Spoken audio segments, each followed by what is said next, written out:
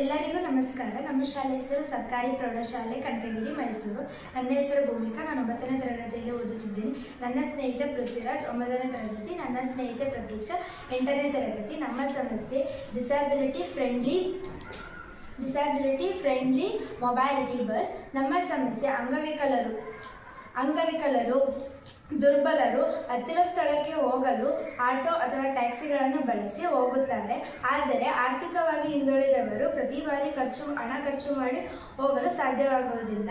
ಆದ್ದರಿಂದ ಸಾರ್ವಜನಿಕ ಬಸ್ಗಳಲ್ಲಿ ಏಕೆ ಹೋಗಬಾರದು ಅವರು ಎಂಬುದು ಯಾಕೆ ಸಾಧ್ಯವಾಗುತ್ತಿಲ್ಲ ಎಂಬುದು ಯೋಚನೆ ಮಾಡಿದಾಗ ನಮಗೆ ಹಲವಾರು ಪರಿಹಾರ ಕಂಡುಹಿಡಿಯಲು ಹಲವಾರು ಯೋಜನೆಗಳು ರೂಪಿಸಲು ಚರ್ಚೆ ಮಾಡಿದ್ದೇವೆ. ಸ್ನೇಹಿತರೆ, ಈಗಾಗಲೇ ಚರ್ಚೆ ಮಾಡಿದ ಸಮಸ್ಯೆಗೆ ಒಂದು ಉತ್ಪನ್ನವನ್ನು ತಯಾರಿಸಿದ್ದೇವೆ. ಈ ಉತ್ಪನ್ನವನ್ನು ತಯಾರಿಸಲು ಬೇಕಾದ ವಸ್ತುಗಳು sunboard, wheel, gum, cutter, paint, OHP sheet. ಈ ಉತ್ಪನ್ನದಲ್ಲಿ ಯಾವುದೇ ಎಲೆಕ್ಟ್ರಾನಿಕ್ ವಸ್ತುಗಳನ್ನು ಅಳವಡಿಸುವುದಿಲ್ಲ.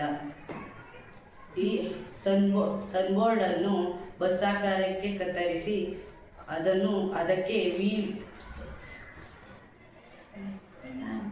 ರ್ಯಾಂಪ್ ಅನ್ನು ಅಳವಡಿಸಿದ್ದೇವೆ. ಈ ಸಮಸ್ಯೆಗೆ ಸೂಕ್ತ ಪರಿಹಾರ ಕಂಡುಹಿಡಿಯಲು ನಾವು ಈ ಮಾದರಿಯನ್ನು ಅತಿ ಕಡಿಮೆ ಖರ್ಚಿನಲ್ಲಿ ಸುಲಭವಾಗಿ ಯಾಂತ್ರಿಕ ಸಾಧನ ಬಳಸಿ ತಯಾರಿಸಿದ್ದೇವೆ.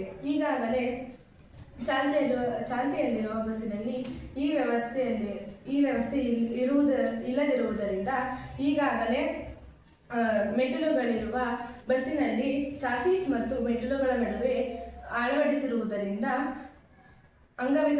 ಸುಲಭವಾಗಿ ಅಂಗವಿಕಲರು ಬಳಸಬಹುದು.